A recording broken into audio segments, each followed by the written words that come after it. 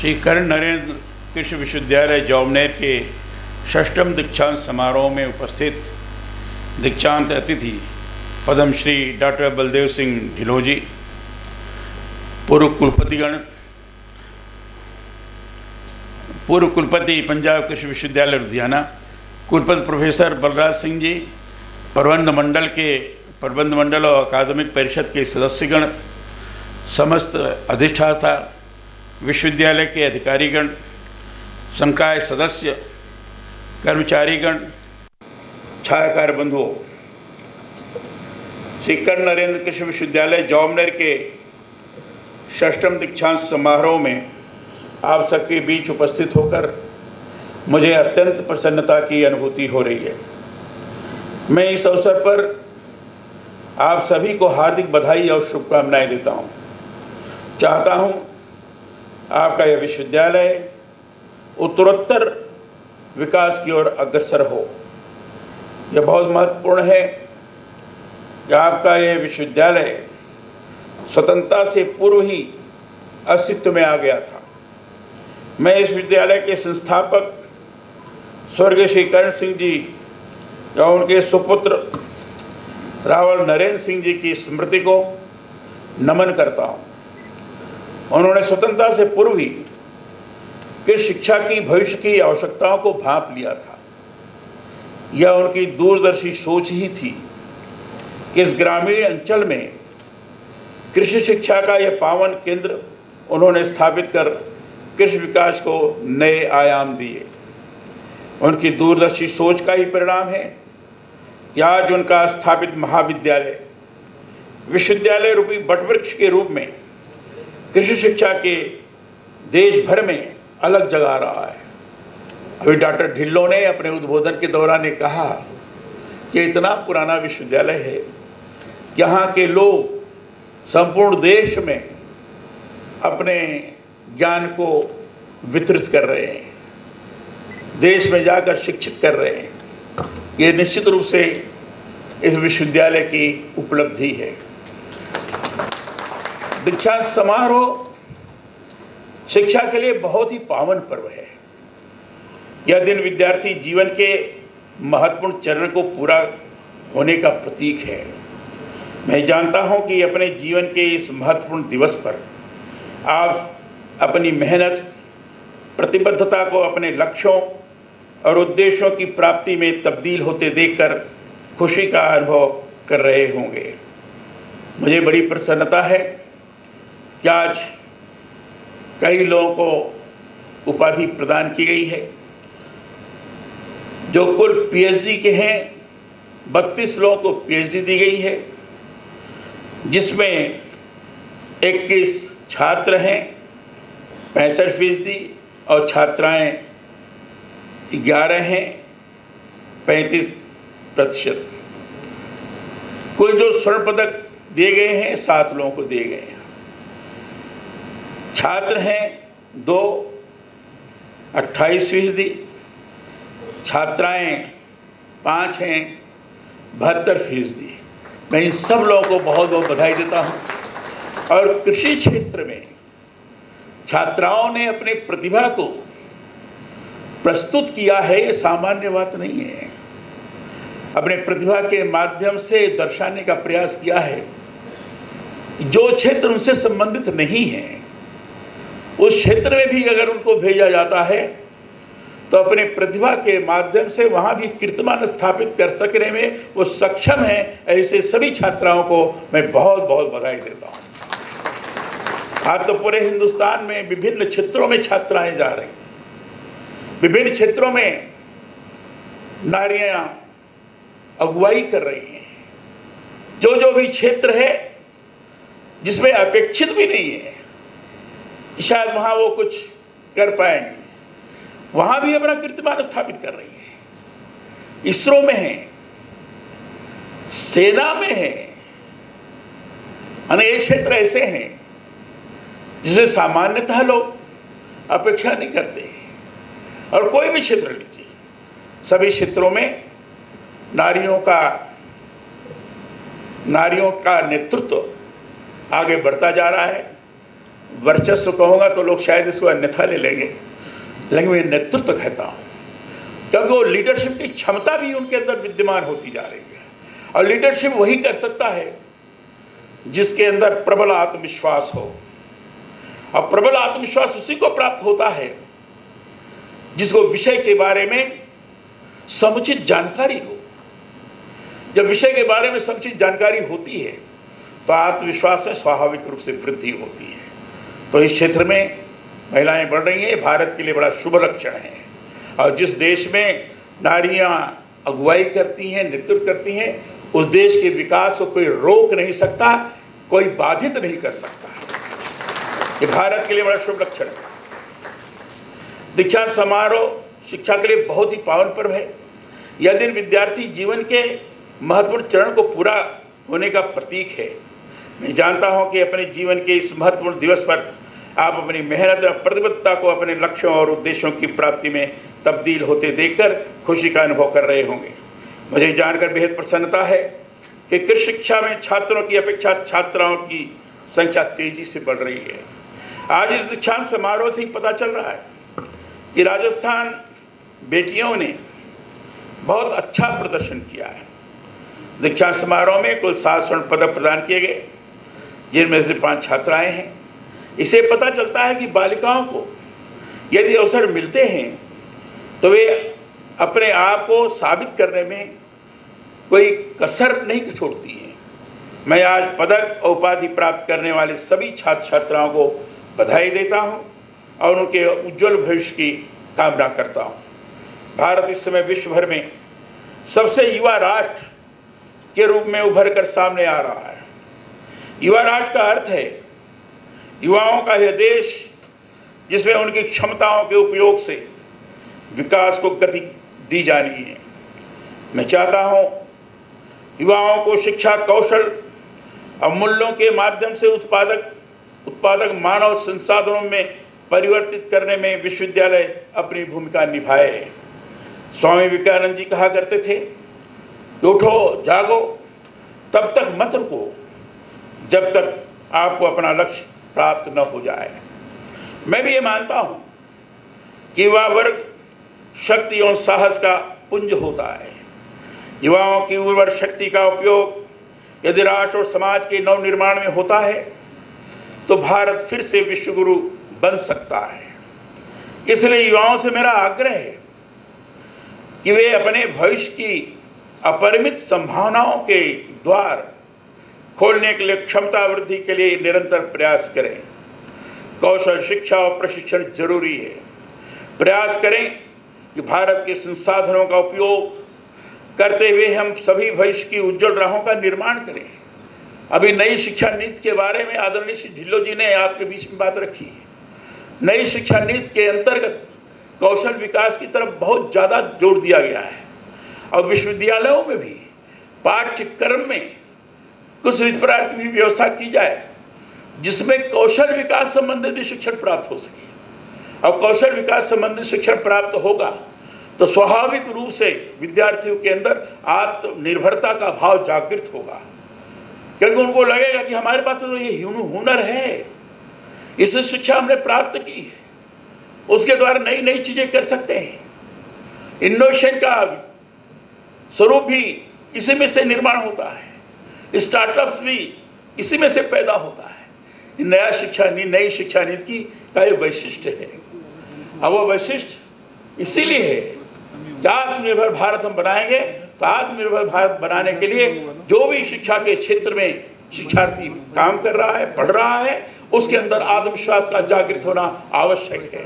उसके मन में अगर निराशा का भाव पैदा होता रहेगा कि पढ़ाई करने के बाद हमारा क्या होगा, तो शायद वो काम नहीं कर सकता है।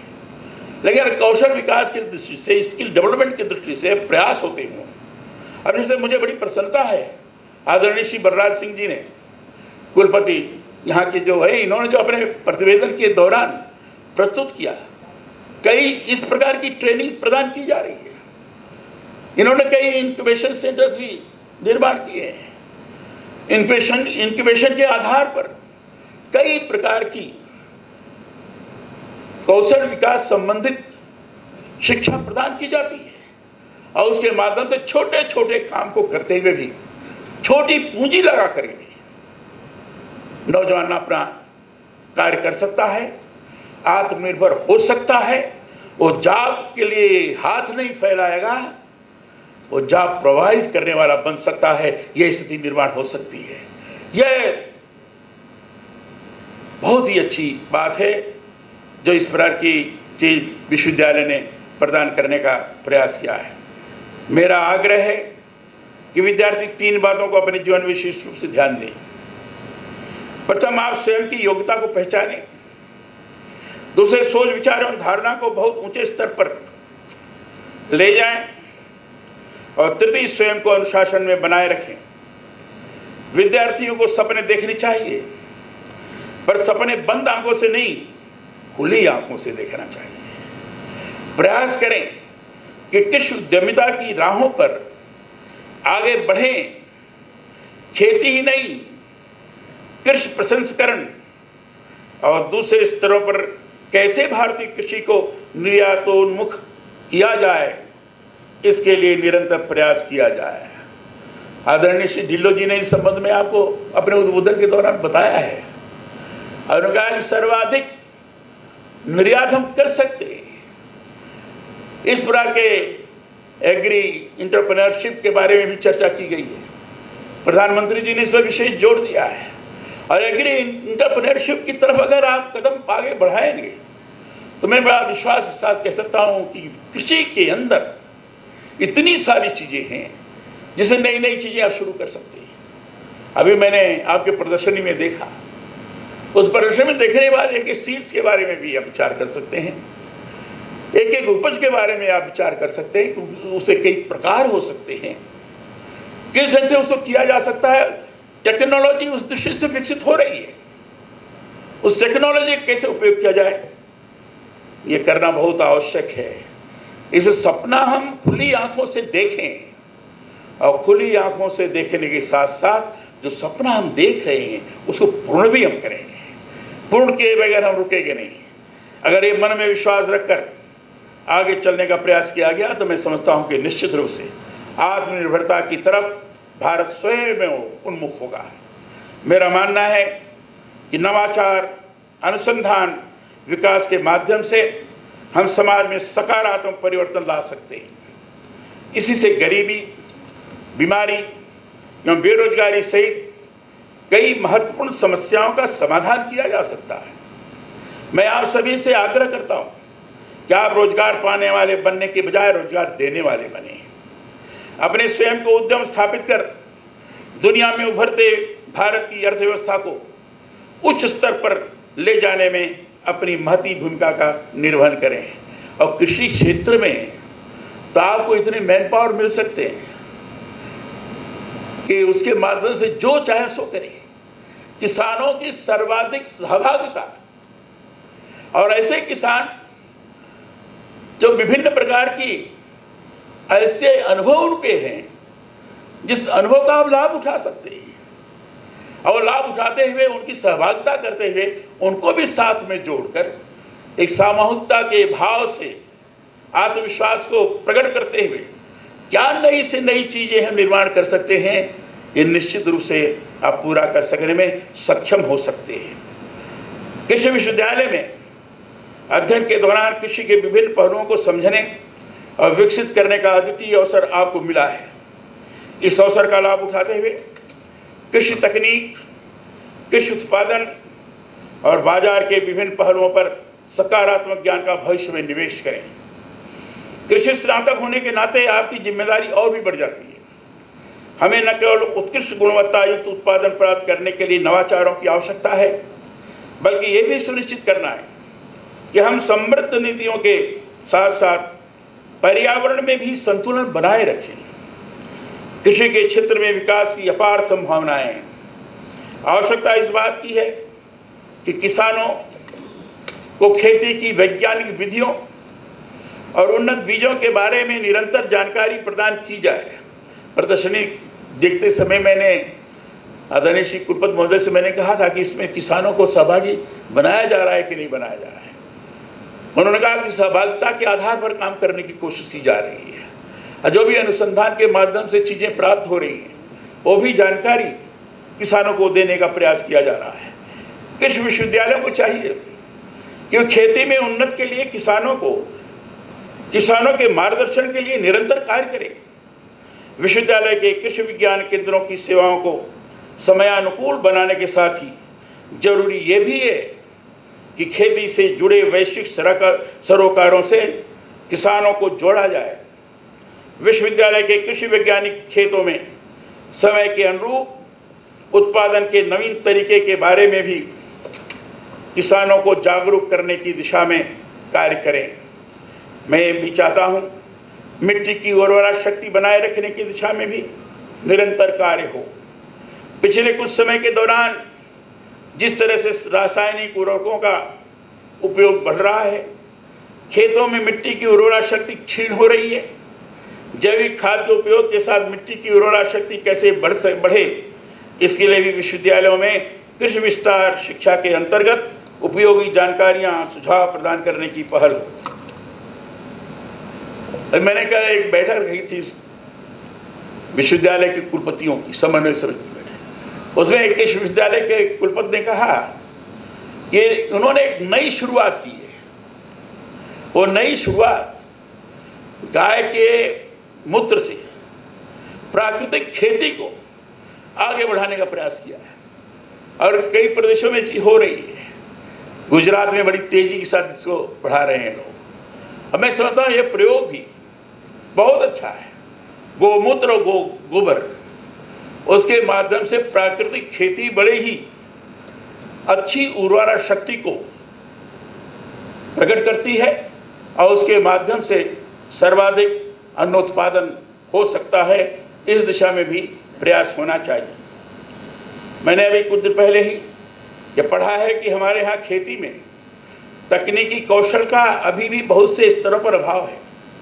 अभी बहुत से किसान पारंपरिक खेती करते हैं, उन्हें खेती के लिए नवीन तकनीक का पता ही नहीं है। यदि किसान खेतों में तकनीकी ज्ञान का 50% प्रयोग करे तो उत्पादन बढ़ाकर न केवल अधिक कमाई कर सकता है बल्कि अपने श्रम का उपयोग दूसरे स्तरों पर कर खेती से इतर भी स्वावलंबी बन सकते हैं। कृषि से जुड़ी नवीन तकनीक से कैसे किसान लाभान्वित हो, कैसे उन्हें तकनीकी सुविधाओं का लाभ मिले और कैसे उन्हें खेती से संबद्ध दूसरी गतिविधियों से भी निरंतर जोड़ा जाए, इस पर भी विश्वविद्यालयों को दृष्टि रखते हुए कार्य करने की आवश्यकता है। देश की बढ़ती हुई जनसंख्या को प्रचुर मात्रा में खाद्यान्न उपलब्ध करवाना एक बड़ी चुनौती है। जलवायु परिवर्तन के दौर में कृषि क्षेत्र निरंतर कई समस्याओं का सामना कर रहा है। किसानों को कभी अनावृष्टि, कभी अतिवृष्टि, कभी तापमान में भारी गिरावट या तापमान में बढ़ोतरी का सामना करना पड़ रहा है। मेरा विश्वविद्यालय के कृषि वैज्ञानिकों से आग्रह है कि वे जलवायु परिवर्तन से फसलों पर पड़ने वाले प्रतिकूल प्रभाव से बचाने की तकनीक विकसित करने में अपना ध्यान केंद्रित करें। हमें हमारे विलुप्त होती स्थानीय खाद्य प्रजातियों पर शोध करने की भी आवश्यकता है।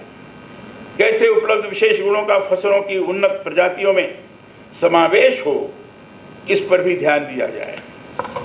जलवायु परिवर्तन के कारण पानी की कमी और उपयोग की बढ़ती मांग के कारण कृषि क्षेत्र में जल संकट अब गंभीर समस्या बन चुका है। जल संकट को नियंत्रित करने और संभालने के लिए सटीक योजनाएं बनाने की आवश्यकता है। मुझे जानकर भी बेहद खुशी है कि विश्वविद्यालय की विभिन्न इकाइयों पर 35 करोड़ लीटर जल क्षमता के 25 जल संचयन इकाइयां विकसित करने तथा किसानों में जल संरक्षण के प्रति जागरूकता लाने में विश्वविद्यालय ने पहल की है।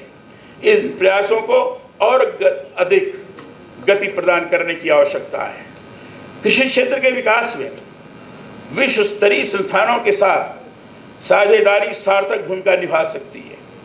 हमें सरकार, विश्वविद्यालय और निजी क्षेत्र के साथ ही उच्च स्तरीय विदेशी कृषि संस्थानों के साथ मिलकर काम करना होगा ताकि हम अपने कृषि क्षेत्र को और अधिक सशक्त बना सकें। मैं ये मानता हूँ कि कृषि विश्वविद्यालय की उन्नति छात्रों को शिक्षित करने के साथ साथ अनुसंधान और कृषि प्रसार की सफलताओं पर निर्भर करती है। मुझे जानकर खुशी है कि विश्वविद्यालय कृषि एवं उद्यानिकी क्षेत्र में अनुसंधान में निरंतर प्रगति कर रहा है। मुझे बताया गया है कि इस आलोच्य वर्ष में ग्वार की 2 उन्नत किस्में व 43 उन्नत कृषि तकनीकियों को विकसित किया गया है। विश्वविद्यालय द्वारा 8,500 क्विंटल से भी अधिक बीज का उत्पादन हुआ है। यह अच्छी बढ़ोतरी है, पिछले बार की तुलना में ये काफ़ी दुगनी बढ़ोतरी है, मैं समझता हूँ। यह महत्वपूर्ण है। मैं चाहता हूँ उन्नत बीजों के साथ स्थान विशेष की आवश्यकता के अनुरूप खेती की नवीन तकनीकों का विकास भी विश्वविद्यालय करे। कृषि उत्पादों के लिए बाजारों में किसानों के लिए उचित मूल्य मिलना भी एक बहुत बड़ी चुनौती है। विश्वविद्यालय के वैज्ञानिकों को चाहिए कि कृषि विपणन क्षेत्र में नवाचार अपनाते हुए किसानों को उनकी फसल का उचित मूल्य प्रदान करने के लिए वातावरण का निर्माण करने में मदद करें। भारत की पहल पर वर्ष 2023 को संयुक्त राष्ट्र संघ द्वारा अंतर्राष्ट्रीय मिलेट्स वर्ष घोषित किया गया। यह भारतीय कृषि दृष्टि की विश्व स्तर पर एक तरह से मान्यता है। यह जानना सुखद है कि विश्वविद्यालय में अंतर्राष्ट्रीय मिलेट्स वर्ष के अंतर्गत बाजरा उत्पादन, प्रसंस्करण और मूल्य संवर्धन पर अंतर्राष्ट्रीय कृषि व्यवसाय कॉन्क्लेव और श्री अन्न सम्मेलन आदि का आयोजन किया गया है। इनमें महिलाओं और बच्चों में कुपोषण की समस्या को दूर करने के लिए मिलेट्स के उपयोग पर जोर देने के साथ साथ मोटे अनाज की प्रासंगिकता और उत्पादन बढ़ाने पर विमर्श हुआ। मैं इसकी सराहना करता हूं, प्रशंसा करता हूं। हमारा राज्य दुग्ध उत्पादन के क्षेत्र में महत्वपूर्ण भूमिका निभा रहा, परंतु प्रति पशु औसत दुग्ध उत्पादन अपेक्षा अनुसार नहीं है। मेरा वैज्ञानिकों से आग्रह है कि वे पशुपालन के क्षेत्र में पशुओं के औसत दूध उत्पादन में वृद्धि के साथ साथ दूध की गुणवत्ता सुधार पर भी ध्यान दें। कुल लागत का लगभग 70% खर्च पशु आहार पर होता है, अतः इस क्षेत्र में उन्नत तकनीक विकसित करने की आवश्यकता है ताकि पशुओं के लिए कम लागत पर संतुलित पशु आहार मिल सके। पशुओं में नस्ल सुधार का कार्यक्रम को भी और अधिक प्रभावी बनाने की आवश्यकता है। मैं चाहता हूं कि विश्वविद्यालयों में सौर ऊर्जा के साथ साथ ऊर्जा के अन्य वैकल्पिक स्रोतों, जल संरक्षण आदि पर निरंतर कार्य हो। कृषि में सिंचाई के लिए जल प्रबंधन की ऐसी तकनीक विकसित हो जिससे कम पानी में अधिक पैदावार को हम सफलीभूत कर सकें। प्रकृति के साधन तेजी से घट रहे हैं, इसलिए समय रहते हमें संरक्षण उपाय अपनाने होंगे, तभी हम नई पीढ़ी के लिए भविष्य को सुरक्षित कर पाएंगे। यह जानना प्रसन्नतादायक है कि विश्वविद्यालय में स्टूडेंट डेवलपमेंट प्रोग्राम के तहत 29 विद्यार्थियों ने अंतर्राष्ट्रीय प्रशिक्षण के अंतर्गत Asian institute of technology Bangkok एवं वेस्टर्न सिडनी यूनिवर्सिटी ऑस्ट्रेलिया में प्रशिक्षण प्राप्त किया है। विश्वविद्यालय के 15 शिक्षकों ने भी फैकल्टी डेवलपमेंट प्रोग्राम के तहत Japan, Britain, Australia, USA, Finland, Korea एवं इटली के उच्च स्तरीय विश्वविद्यालयों और संस्थानों में प्रशिक्षण प्राप्त किया है। मुझे युवा वैज्ञानिकों से बहुत अपेक्षाएं हैं। मैं चाहता हूं युवा वैज्ञानिक स्मार्ट फार्मिंग, जल संरक्षण, ऊर्जा संरक्षण व जैविक खेती जैसे क्षेत्रों में नवाचारिक उपायों का अध्ययन अनुसंधान करें ताकि स्वच्छ और प्रदूषण मुक्त भविष्य की दिशा में हम तेजी से आगे बढ़ सकें। आपका यह कृषि विश्वविद्यालय राज्य एवं देश के साथ साथ विश्व का भी एक उत्कृष्ट शिक्षा केंद्र बने, ऐसी मेरी अपेक्षा है। आइए कृषि विकास की आधुनिक तकनीक, जैविक खाद, मिट्टी की उर्वरा शक्ति को बढ़ाते हुए हम कृषि उत्पादों के निर्यात की ओर उन्मुख होते राष्ट्र को संपन्न करने की दिशा में कार्य करें। देश की अर्थव्यवस्था की सुदृढ़ता हमारा लक्ष्य बने, हर किसान खुशहाल हो और खेती भारत की समृद्ध की कारक बने। इस सोच के साथ कृषि शिक्षा आगे बढ़े, यही मेरी स्वस्थ कामना है। मैं आज इस दीक्षांत समारोह में आज आदरणीय श्री डॉक्टर ढिल्लों जी को मानद उपाधि प्रदान की गई है। मैं इनको बहुत बहुत हृदय से शुभकामना प्रदान करता हूं। मैंने कार्यक्रम के प्रारंभ में संविधान की उद्देशिका का आपको वाचन कराया था और संविधान के अंदर जो मूल कर्तव्य हैं उनको पढ़ करके सुनाया था। आजकल संविधान की बड़ी चर्चा होती है, अनेक प्रकार की चर्चा होती है। इसको आप लोग समाचार पत्रों में पढ़ते हैं, देख रहे हैं, लेकिन संविधान की मूल भावना के बारे में जिस प्रकार के आचरण और व्यवहार की अपेक्षा है उसका पूर्णतः अभाव दिखता है।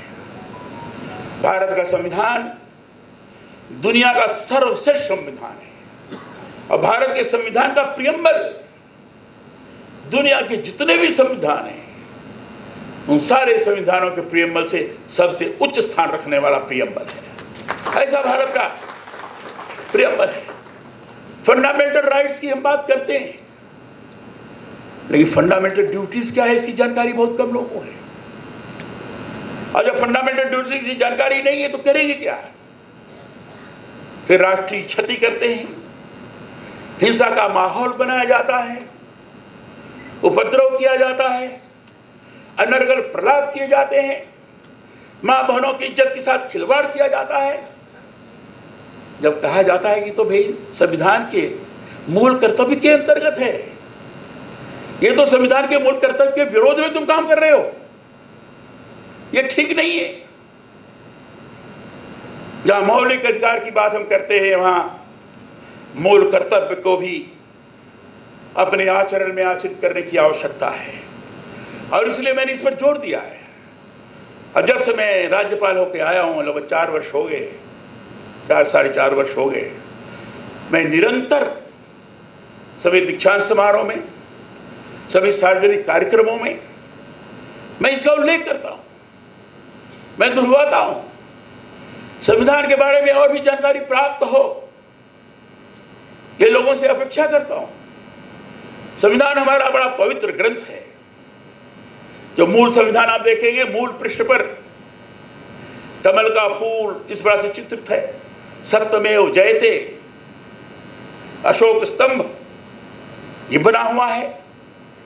कॉन्स्टिट्यूएंट असेंबली जब बनी थी तो उसे भारत का अखंड स्वरूप है। अखंड स्वरूप में संविधान के उस पर है हाथी का चित्र दिया हुआ है। हाथी जैसा अखंड है वैसा संविधान, ये अखंड भारत है। लेकिन बाद में जो आगे प्रक्रिया बढ़ी, संविधान का अध्ययन किया गया, विभिन्न प्रकार की कमेटियां बनी, अध्ययन करने के पश्चात विभिन्न देशों के संविधानों का अध्ययन किया गया, भारत के अनेक संहिताओं का अध्ययन किया गया, वैदिक कालीन संहिताओं का अध्ययन किया गया, मुगल कालीन, ब्रिटिश कालीन, सब काल के कानून व्यवस्था का अध्ययन किया गया और अध्ययन करने के पश्चात ये भारत का संविधान बना है। और उसके बनाने के पीछे का मूल भाव, भारत का आधार स्तंभ भारतीय संस्कृति है। भारतीय संस्कृति और सभ्यता के ऊपर आधारित ये संविधान बनना चाहिए। ऐसे जब डॉक्टर भीमराव अंबेडकर जी ने संविधान की प्रति को डॉक्टर राजेंद्र प्रसाद जी को सौंपा है, उसके पहले ही डॉक्टर राजेंद्र प्रसाद जी ने इस बात को ध्यान में रखते हुए कि भारतीय संविधान भारतीय संस्कृति के ऊपर आधारित है, इसके माध्यम से देश का लोकतंत्र चलेगा, उसके लिए शांति निकेतन के बड़े कलाकार नंदलाल बोस को उन्होंने आमंत्रित किया था। उनके शिष्य कृपाल सिंह जी यही के थे, राजस्थान के थे। ये लोगों ने मिलकर के संविधान के अंदर चित्र उकेरे और आपको जानकर प्रसन्नता होगी। चित्र ऐसे उकेरे गए हैं, भाग के अंदर, भाग एक के अंदर जो चित्र बनाया गया है, मोहनजोदड़ो हड़प्पा के अंदर जो खुदाई के में बुल एक बड़ा पाया गया, आप देखते होंगे, तो भाग में पुल दिखाया गया है, अर्थात संवैधानिक दृढ़ता है। फंडामेंटल राइट्स के पहले जो चित्र उकेरा गया है, भगवान राम, लक्ष्मण और सीता अयोध्या गमन कर रहे हैं, अर्थात हमारा फंडामेंटल राइट्स मर्यादाओं के द्वारा नियंत्रित रहना चाहिए। भगवान राम को हम मर्यादा पुरुषोत्तम राम कहे हैं। इसी ढंग से जो डायरेक्टिव प्रिंसिपल है, उसके पहले जो चित्र उकेरा गया है, भगवान कृष्ण अर्जुन को गीता का उपदेश दे रहे हैं, अर्थात जो भी दिशा निर्देश होगा, सैद्धांतिक दृष्टि बनेगी, वो गीता के मंत्र जैसी पवित्र होगी। यह उसके मन का भाव है। इसी ढंग से कहीं गुरुकुल का दिया है, कहीं महात्मा बुद्ध का दिया है, कहीं महावीर स्वामी का दिया है, कहीं विक्रमादित्य महाराज का दिया है, कहीं अंतरिक्ष है, कहीं हिमालय है, कहीं गंगा है, ये कहीं नालंदा विश्वविद्यालय है। ये सारे एक एक भाग के पहले चित्र उकेरे गए हैं, अर्थात भारतीय संस्कृति और सभ्यता से पूरित यह संविधान भारत के इतने बड़े लोकतंत्र को संचालित कर सकने में सक्षम होगा, इस भाव से प्रेरित होकर संविधान बनाया गया है। इसे जब कोई कहता है कि संविधान बदला जाएगा या संविधान ही होगा, ये भूल करके भी नहीं सोचना चाहिए। भारत के संविधान को कोई बदल नहीं सकता। भारत का संविधान जैसा है, चीजें जैसी जैसी आवश्यकता पड़ेगी, युगानुरूप संशोधन तो हो सकते हैं, लेकिन संविधान नहीं बदला जा सकता। संविधान तो जैसा है वैसा है, और इसलिए संविधान हमारा मूल ग्रंथ, पवित्र ग्रंथ है। जैसे गीता पवित्र है, कुरान पवित्र है, बाइबल पवित्र है, उस प्रकार का हमारा भारतीय संविधान भी पवित्र है। इसलिए मैंने संविधान का उल्लेख थोड़ा बहुत आपको प्रेमल का वाचन कर किया था और मूल कर्तव्य भी पढ़ा था। मैं चाहूँगा कि आप सब लोग गहराई से इसके बारे में सोचें। आप बुद्धिजीवी वर्ग हैं, विचार की आपकी शक्ति है, हर चीज़ों को दूरदृष्टि से देखते हैं, विश्व के अंदर क्या माहौल बना है उसको भी अच्छी तरह से अनुभव करते हैं। उस हिसाब से अनुभव करते हुए हमारा संविधान सर्वोपरि है, इस तरह का मनोभाव रखकर काम करने की आवश्यकता है। इसीलिए मैंने इतनी बात आप लोगों के बीच में रखी है। विलम्ब जरूर हुआ है, लेकिन मुझे आवश्यक प्रतीत हो रहा था कि मैं आपके बीच में बात रखूं, इसलिए मैंने आपके बीच में बात रखी है। इतनी बात करके फिर से आप सब लोगों को बधाई देते हुए, आप लोगों के उज्जवल भविष्य की कामना करते हुए अपनी वाणी को मैं विराम देता हूं। बहुत बहुत धन्यवाद।